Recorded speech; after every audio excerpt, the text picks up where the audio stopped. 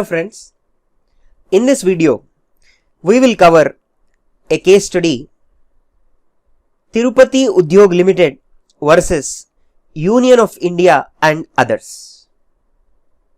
This is a ruling which is pronounced by the Andhra Pradesh High Court. Here the case was filed against the Union of India and others. They include the Development Commissioner of Visakhapatnam SEZ, the Assistant Commissioner of Customs, the Ministry of Commerce and Industry and Finance Ministry. In this case, the assessee had a unit in the domestic tariff area, that is DTA. And assessee had supplied some goods to unit in SEZ. The issue was whether the clearance of goods from a unit in DTA to the SEZ unit be liable to export duty or not.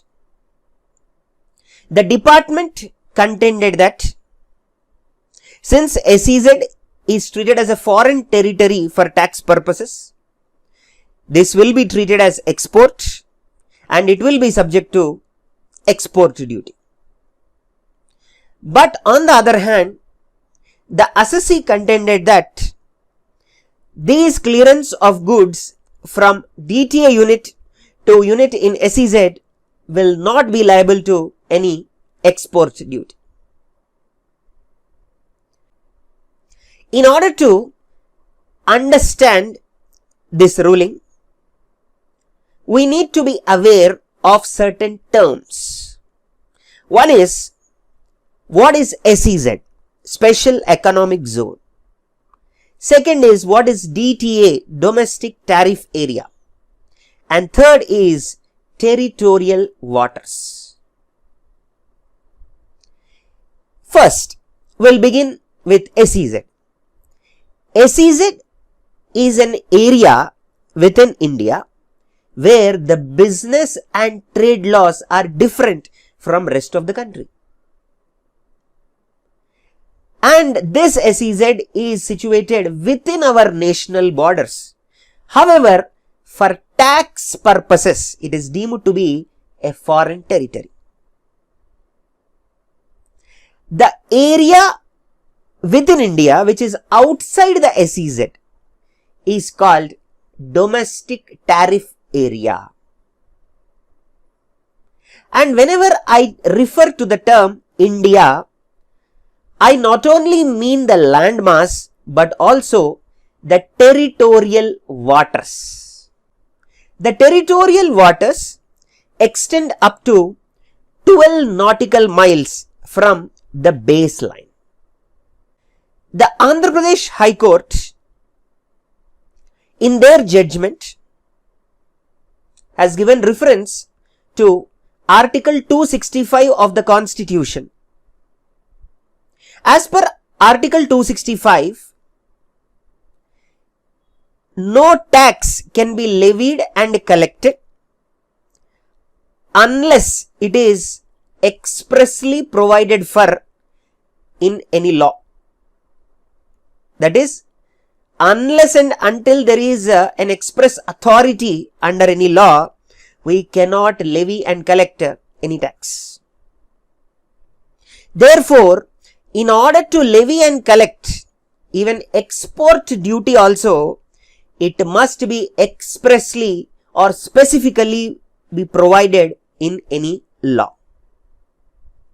So, in our case, two acts or laws merit our attention. One is the SEZ Act 2005 and other is the Customs Act 1962. The court said any charging section has to be construed very strictly. Whatever may be the tax law, always the charging section should not be liberally interpreted.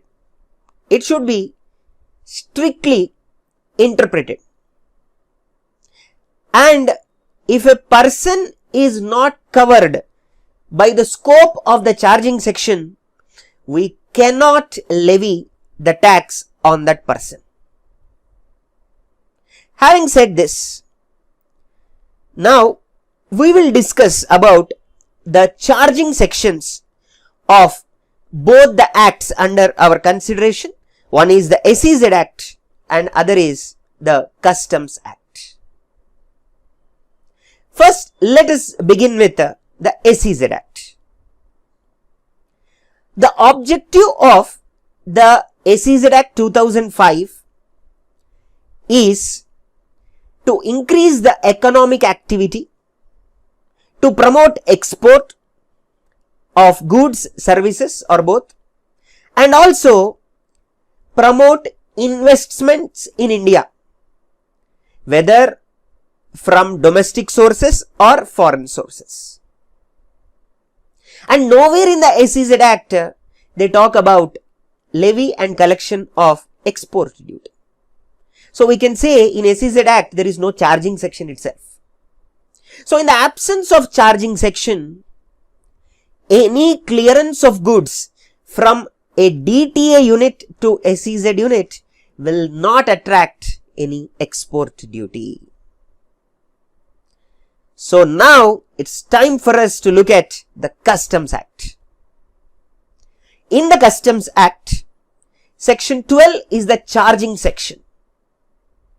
And as per Section 12, customs duty shall be levied only when goods are imported into India or goods cross the territorial waters. And in the given case, both the DTA unit as well as SEZ unit are within the territorial waters. In fact, they are within the landmass. So there is no question of goods crossing the territorial waters. So as per customs law, we can say that no export has been made. Therefore, we can clearly say that clearance of goods from the DTA unit to SEZ unit will not attract any export duty. After considering both the acts, one is the SEZ Act and other is the Customs Act, the Andhra Pradesh High Court has given a ruling which said any supply of goods from a unit in domestic tariff area, that is DTA, to a unit in SEZ will not attract export duty. This view held by the Andhra Pradesh High Court was also confirmed by Gujarat High Court in the case of Essar Steel. There also the same issue was raised and similar judgment was given by the Gujarat High Court. And when Gujarat High Court gave this kind of judgment, the department filed a special leave petition against the judgment of Gujarat High Court in the Supreme Court. However, Supreme Court has dismissed the department's appeal. Therefore, you look at the judgment of Gujarat High Court in the case of Essar Steel and also the AP High Court judgment in the case of Tirupati Udyog Limited. In both the cases, the conclusion is same. Any clearance of goods from DTA unit to SEZ unit will not attract export duty.